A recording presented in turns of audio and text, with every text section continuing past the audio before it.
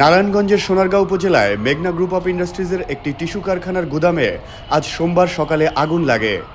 Fire সার্ভিসের 12টি ইউনিটের প্রচেষ্টায় আগুন নিয়ন্ত্রণে এসেছে। কারখানার কর্মীরা জানান, 4তলা কারখানা ভবনের কাঁচামালের গুদামে আগুনের সূত্রপাত হয়। প্রথমে নিজেদের ফায়ার টিম আগুন নেভানোর চেষ্টা করে, তবে আগুন দ্রুত ছড়িয়ে পড়ায় তারা ফায়ার সার্ভিসকে খবর দেয়। এক পাশে কলাপস করেছে, তো সেই কলাপসের কারণে আগুন নিভাতে আমাদের ঝুঁকি নিয়েই নির্বাপন করতে হয়েছে এবং এখনও আমরা মোটামুটি ঝুঁকি নিয়েই কাজ করতেছি। ভিতরে আগুনটা লেগেছে 5টা 10-এ আমরা মেসেজ পেয়েছি। তো এই পর্যন্ত আমরা কোনো হতাহতের খবর পাইনি এবং আগুন লাগার কারণ কি বা ক্ষতির পরিমাণ কত হবে সেটা আমরা পরবর্তীতে আমাদের একটা তদন্ত কমিটি হবে, সেই কমিটি অ্যাকচুয়ালি নির্ধারণ করতে পারবে। আপনার